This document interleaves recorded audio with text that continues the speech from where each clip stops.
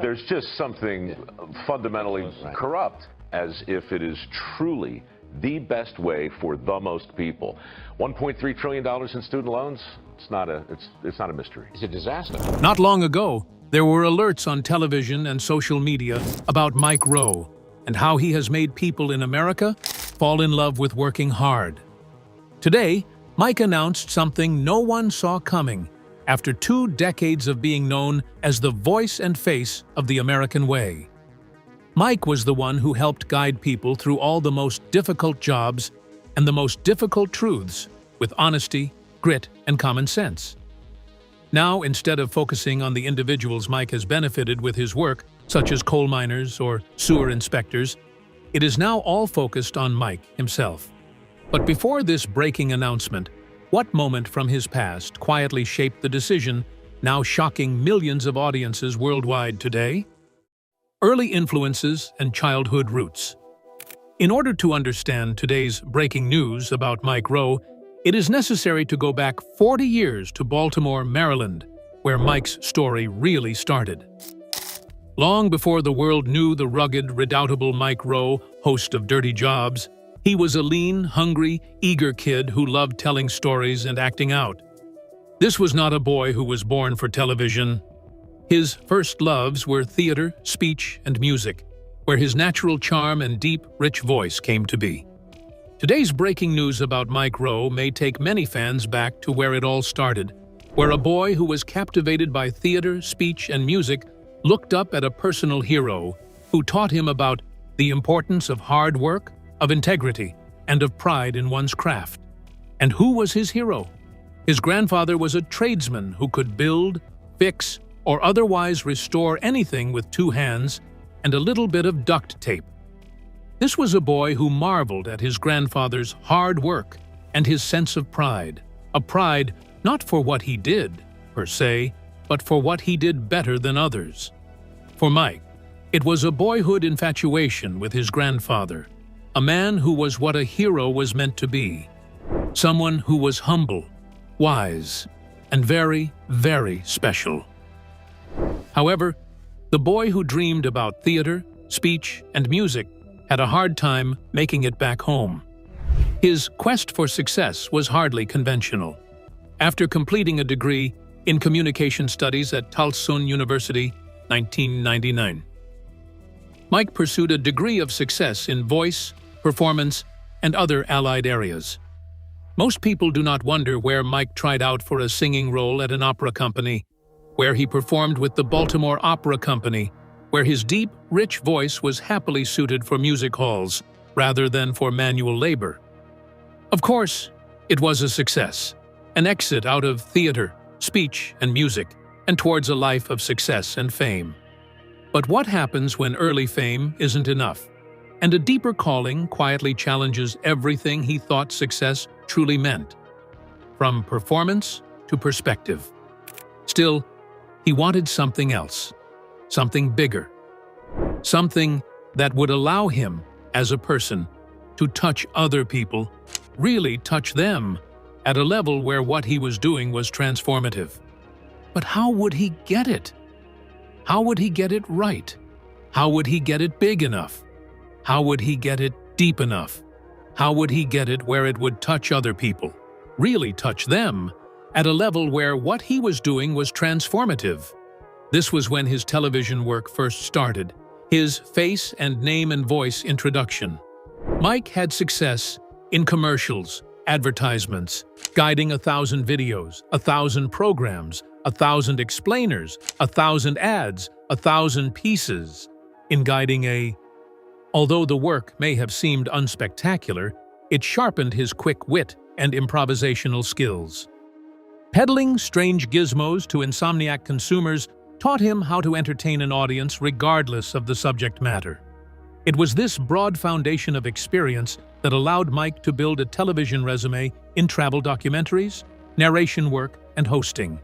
However, beneath the polished presentation and on-screen charisma, he was and is firmly planted in the Baltimore culture and traditions from whence he came, with an admiration for the work ethic and the desire to tell meaningful stories. It is this authenticity that would later catch the eye of producers for the Discovery Channel. Men and women searching for the right host for the right show. It had to be different from anything that had come before. It had to be about the grimiest, most perilous, and most ignored jobs within the United States. This is what Mike would ultimately cover on the Discovery Channel's Dirty Jobs, but with one important exception. Rather than simply watching these men with interest or respect, Mike immersed himself in the work. He worked along with them. He castrated lambs, climbed into sewer pipes, and scrubbed shrimp tanks. All the while, with an irrepressible sense of wonder. By the early 2000s, Dirty Jobs had become more than an unusual television documentary series. It had become an accepted and beloved part of the American mainstream. At the heart of the series is the Baltimore boy with the storyteller's soul. It is the passage from the opera house to the oil rig and the QVC circuit to the dusty roads of rural America that is so important. But how did that curious storyteller turn immersion into a cultural phenomenon that would redefine work, television, and respect nationwide? The birth of Dirty Jobs. Who would have thought that when Dirty Jobs premiered in 2003, it would prove so pivotal? The premise was really simple enough. A host touring the country and heaving himself right into the dirtiest, toughest, and most underserved jobs across America. But Mike Rowe didn't just host. He leapt right into that fray covered with mud, grime, sweat, and whatever else was lurking on the job. Of course, viewers were hooked not only by the jaw-dropping roles, but also by Mike's doing them with humor, humility, and deep respect for the people who lived that life every day. From episode 1, it was clear that this was not a show about laughing at others. This was about lifting the unsung heroes. Sewer inspectors, pig farmers, coal miners, garbage collectors, and crab fishermen, those that kept society going and never got a credit. By entering into their world, Mike turned them into stars, giving them the dignity television had never granted before. It felt, in the time of glossy, celebrity-dominated TV, that Dirty Jobs was a rare breath of honest air. It gave viewers authenticity, grit, and humanity in their purest forms. The workers Mike met weren't actors. They were our neighbors, our friends, and our family. Their stories resonated with millions. Of course, it was Mike himself who made the show truly unforgettable. His quick humor even made the most repulsive tasks light. His narration turned grotesque images into poetic storytelling, while his genuine curiosity made viewers feel like they, too, were learning something with him. Beyond the grime and danger, Mike asked the big questions. Who does this work? Why does it matter? What happens if no one is willing to do it anymore? Those questions were more than musings. They were the show's heartbeat, touching on a growing worry about America's skilled trades workforce slipping away. It became a rallying cry to value hard work with Mike as its emblem. But when the gloves came off and the cameras faded, what mission was forming next? And why would it matter more? Advocacy and valuing skilled trades. When the cameras finally stopped rolling for the Dirty Jobs team, many wondered when Mike Rowe would next appear on television. He was, after all, the guy with a flair for getting down and dirty, chasing after sewage and grappling with sludge. Rowe, however, didn't go away. Dirty Jobs was only the beginning of his career path. He noticed a common thread running across the United States: a lack of qualified professionals, a sense of pride for a labor of one's own hands, and a gap between what the schools teach a child and what an employer requires of a worker. It ignited a fire within him. He didn't feel as if he could turn a blind eye to it. It's bigger than a rating system. In 2008, he established the Mike Rowe Works Foundation in a bid to promote trade careers and offer scholarship programs to individuals who wish to pursue a career in these fields. At a time when high schools advocated for college education as the only pathway to success, Mike had a contrary message. America, he said, needed welders, electricians, plumbers, mechanics, and carpenters, just as much as they needed lawyers, medical officers, and CEOs. Real dignity, said Mike, is not measured by what appears after your name, but by the amount of effort you put into your life. The foundation has poured millions into scholarships, making possible a generation of students entering fields that society has traditionally overlooked. He spoke out through his platform, giving a voice to people who chose to take the hands-on route and live a full, debt-free life despite their chosen profession. He took to Congress, universities, and op-eds to tackle some of education's biggest status quos. The voice was always consistent. Real work has value, and without people to do that work, society would fall apart. But after challenging classrooms and Congress alike, what happened when he turned that same conviction into stories for millions nationwide? Storytelling, digital presence, and cultural impact. However, he did not end there. He went back to his storytelling, this time through returning the favor on Facebook, highlighting people all across America known as everyday heroes. This was done in such a way as to combine both humor, humility, and gratitude in recognizing the good work of ordinary individuals in their communities, recognizing that they do extraordinary work. This series was also an instant hit, garnering millions of viewers and establishing Mike as not only a TV personality, but also a source of ethical leadership for hardworking Americans. He was also quick to adapt to the digital age with his podcast, which pays homage to Paul Harvey's acclaimed style of delivering bite-sized, punch-packed gems with surprising twists. These episodes resonated with millions of fans who enjoy finding meaning in unexpected places in history or everyday life.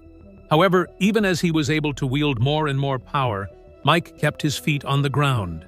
He defied the need to be stereotyped into the world of politics by remaining unaligned with any party or ideology.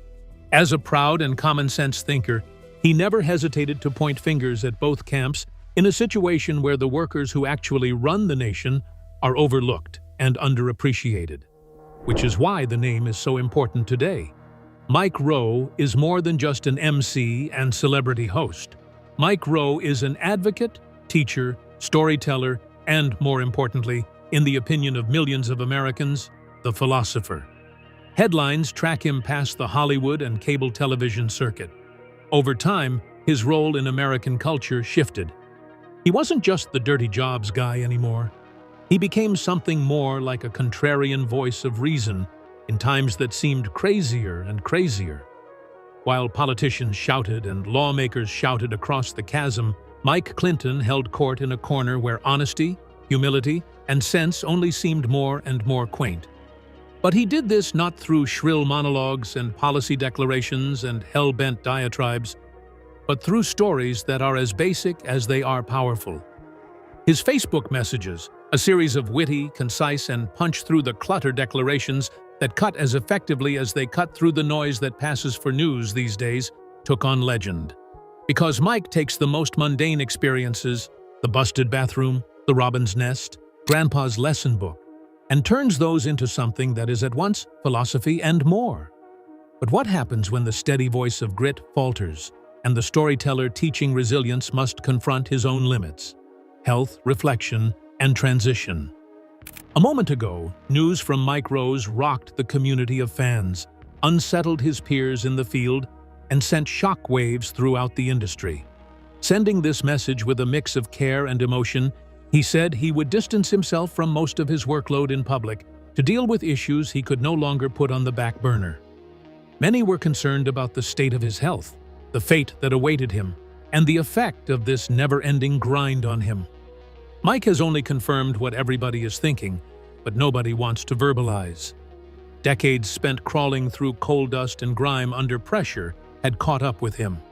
He did not dish out all the information, but he did say that physicians told him to pace himself and that his needs must come before his endless quest.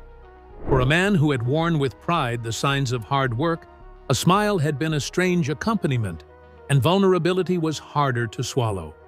And it wasn't all about health. Mike also spoke of the emotional impact of his experience in being an advocacy lone voice for so long. He spoke of the strain of being constantly expected to dispense wisdom, of being the voice of reason in a chaotic world.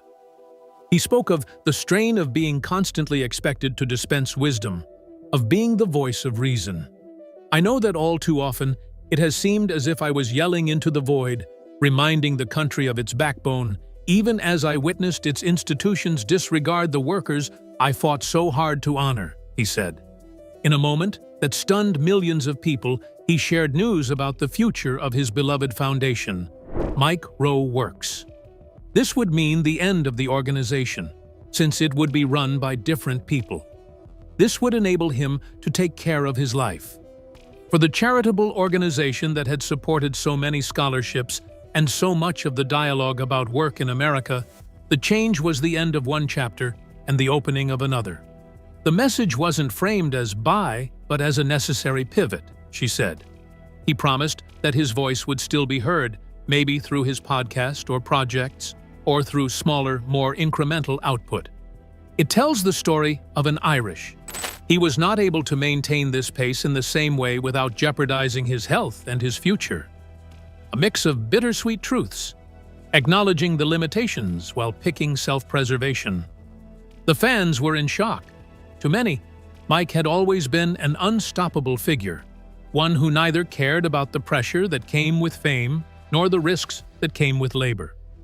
To hear him talk about his humanity, his fragility, and his need for rest, she says, was to experience the shock of truth. And yet, characteristic of Mike himself, he ended the presentation with a touch of humor. Dirty Jobs was a love letter to work, not a love letter to me, he reminded everyone. Dirty Jobs was a love letter to work. The work would carry on, the workers would press on, and America's backbone would not weaken because of one man's withdrawal from the scene. Nevertheless, underlying all the comedy, one fact remained clear. Today opens a new chapter for Mike Rowe, marking the first day he prioritizes himself. His announcement sparks an instant and deafening response. In minutes, social media erupts. Viewer fans from the Dirty Jobs days experience sadness, gratitude, and disbelief. Mike, to these fans, represented more than a TV personality. He represented an inspiration from afar, a consistent voice that honored their hard work. Truck driving fans told of how his podcast episode helped them weather long drives, alleviating the isolation of night drives. Electricians, welders, farmers, and car mechanics remembered watching his show with their kids, boasting to their young ones, "That's what Dad does." Mike did more than appear on TV. He showed that their work counted.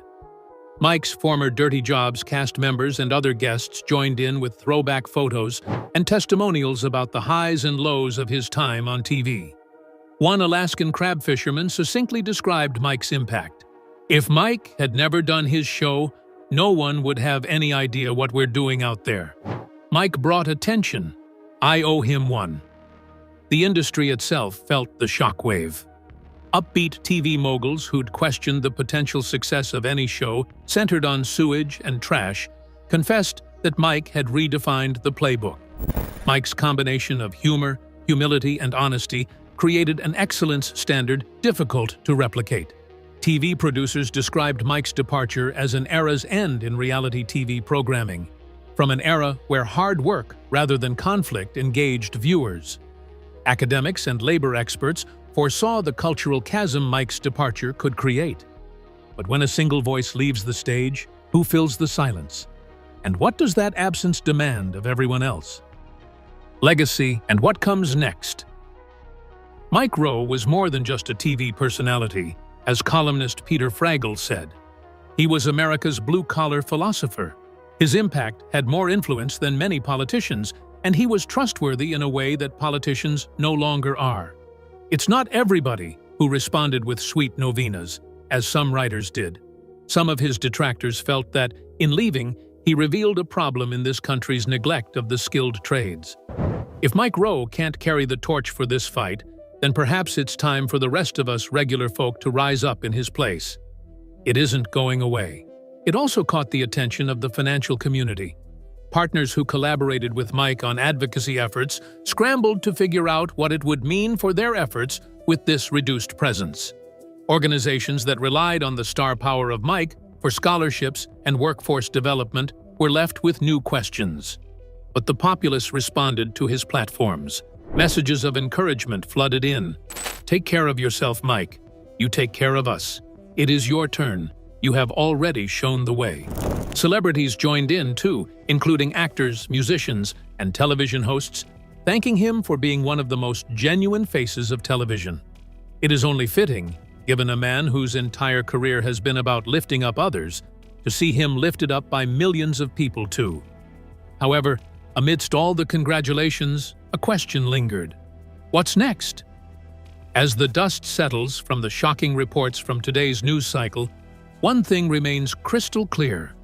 Mike Rowe has long since cemented himself into American annals of history. His legacy will certainly extend beyond a television show or a foundation. There will always be the numerous lives he touched and the countless workers he honored through the conversations he started about the value of real work. Thank you for watching. Don't forget to like, share, and subscribe.